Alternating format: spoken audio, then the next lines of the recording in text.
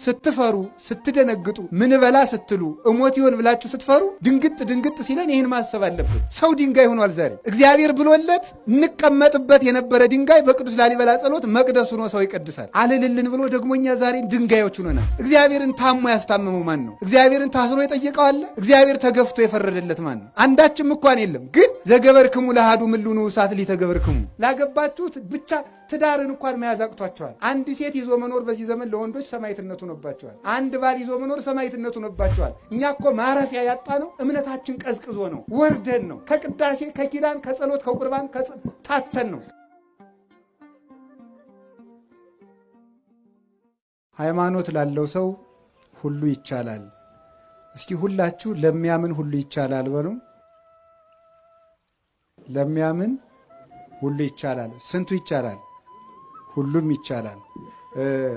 ሃይማኖት ላለው ሰው፣ ሃይማኖት በልቡናው ላለው ሰው፣ ሃይማኖት ለጸናለት ሰው ሁሉ ነገር ይቻለዋል። ሃይማኖት ማን ነው ሲባል በአጭር ቃል ሃይማኖት እግዚአብሔር ነው። ሃይማኖት ላለው ሰው ሁሉ ይቻላል ማለት እግዚአብሔር ላለው ሰው ማለት ነው።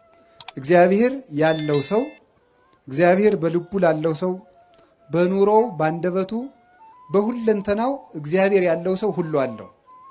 በዚህ ዓለም ሁለት አይነት ሰዎች አሉ ይላል ቅዱስ ዮሐንስ አፈወርቅ። አንደኞቹ ድሃ ናቸው፣ ሀብታም የሆን ይመስላቸዋል። ሁለተኞቹ ደግሞ ሀብታም ናቸው፣ ድሃ የሆኑ ይመስላቸዋል። ሁለት ሰዎች አሉ። ለድሆችም ድህነታቸውን ልናስረዳቸው፣ ለባለጸጎችም ባለጸግነታቸውን ልናስረዳቸው ይገባል ይላል። ሀብታም ሁነው ድሃ የሆኑ የሚመስላቸው ሰዎች አሉ። መልክ የላቸውም፣ በትህርምት የጎሰቆሉ ናቸው። ሰማያዊ መልክ ግን አላቸው፣ በአርአያ ክርስቶስ የከበሩ ናቸው። ልብስ የላቸውም፣ ክርስቶስን ግን የለበሱ ናቸው።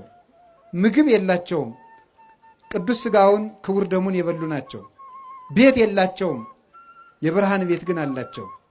ዘመድ የላቸውም፣ ቅዱሳን መላእክት ግን ሊረዷቸው ይፋጠናሉ። ለእነዚህ ሰዎች እልል በሉላቸው ይላል። እንደዚህ በእውነት ለእንደዚህ አይነት ሰዎች ቀድስዎ ለብእሲ ዘየሐምም አለ ነፍሱ፣ ሰውነቱን ላስጨነቃት ሰውነቱን ለገሰጻት ሰው ለዚህ ሰው ምስጋና ይገባዋል ይላል ኢሳይያስ። ለጌታችን ለኢየሱስ ክርስቶስ ነው። ፍጻሜው ግን እሱን ለመሰሉ ሰማዕታት ሁሉ ለቅዱሳን ሁሉ የተነገረ ነው። ስለዚህ እግዚአብሔር ያለው ሰው ሁሉ አለው። ጥበብ አለው፣ ዕውቀት አለው፣ ጤና አለው፣ ሀገር አለው። ብቻውን ሁሉ ሆኖ ከሰራዊት ይልቅ አሸናፊ ነው እግዚአብሔር ያለው ሰው። ስለዚህ ለሚያምን ሁሉ ይቻላል ብሎ አንድ ጌታችን መድኃኒታችን ኢየሱስ ክርስቶስ በሚያስተምርበት ጊዜ ልጁ የታመመበት ሰው መጥቶ መምህር ሆይ ቢቻልህ እርዳኝ ቢለው ቢቻልህ ትላለህ እንዴ? ለሚያምን ሰው ሁሉ ይቻላል፣ አንተ አታምንም እንጂ ብሎት ነበረ። ሃይማኖት ሰማያትን ምድርን አጽንቶ አኑሯል። ብዙ የማይቻሉ ነገሮች፣ በተፈጥሮ ያልተቻሉ በእውቀት ያልተቻሉት ነገሮች በእምነት ተችለዋል። እንደ እውቀት ሰው ካረጀ በኋላ አይወልድም። ሴት ከ45 ዓመት በኋላ ወንድም 90 ዓመት ሞልቶት አይወልድም። እንደ እምነት ግን ተችሏል። እንደ እውቀት የሌለ ነገር አይመጣም። ካለ ነገር ያለ ነገር ይፈጠራል። ያለውን እንጨት አጋጭተን ወንበር ጠረጴዛ እንሰራለን። ከሌለ ነገር ግን ያለ ነገር ማምጣት አይቻልም። እንደ እምነት ግን ይህ ዓለም አልነበረም፣ መጣ። እግዚአብሔር የሚያስደንቀን ያለውን ዓለም መጠበቁ ሳይሆን የሌለውን ዓለም ማምጣቱ ነው።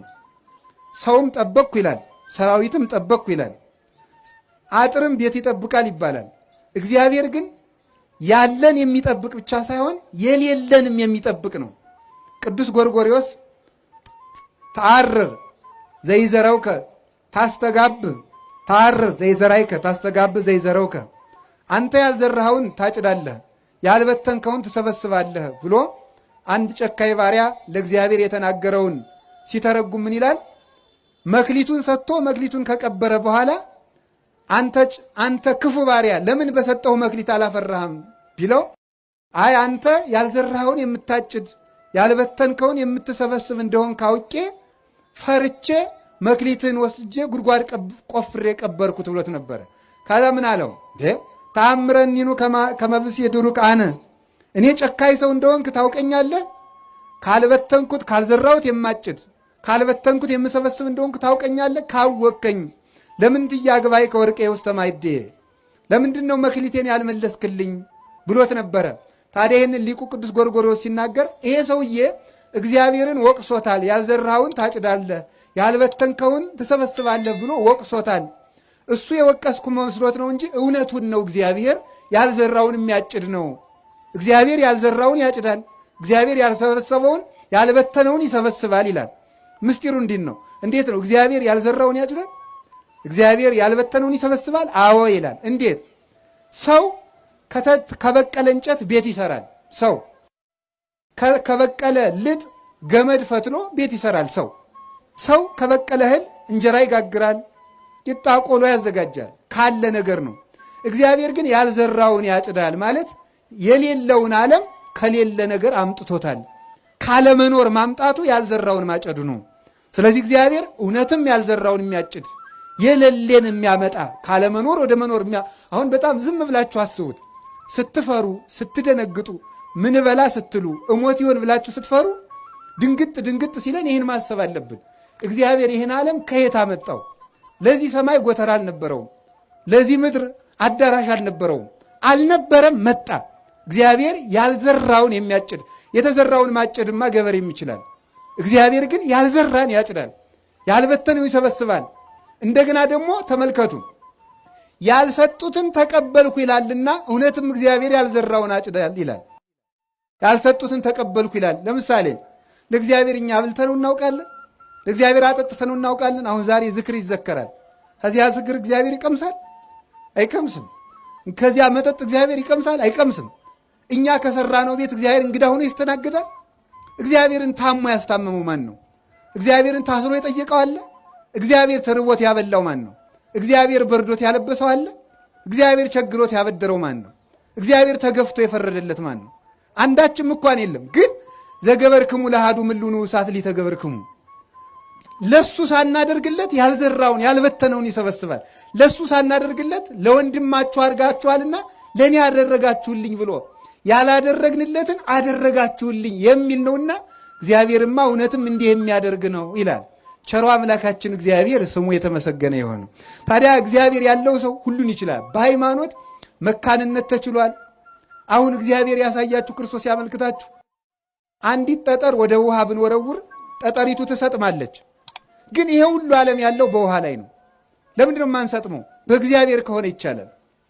ደጋፊ አጣው ተመልካች አጣው ብላችሁ ለምን ወዲህ ብሳችኋል? ለምን አንገታችሁን ቅብር ያደርገዋል? ግድ የላችሁም፣ እግዚአብሔርን እመኑት። ምን ነው በሲባጎ ትታነቃለህ? ምን ነው በረሃ ለበረሃ ትንከራተታለህ? ምን ነው ሱስ ውስጥ ትገባለህ? አባት እያለ አባት እንደሌለው ደጋፊ እንደሌለው ለምን ትቅበዘበዛለህ? ዝም ብሎ ጭንቀት ብቻ፣ መናወዝ ብቻ፣ መድኃኒት መዋጥ ብቻ፣ የጎደለንን ነገር መቁጠር ብቻ።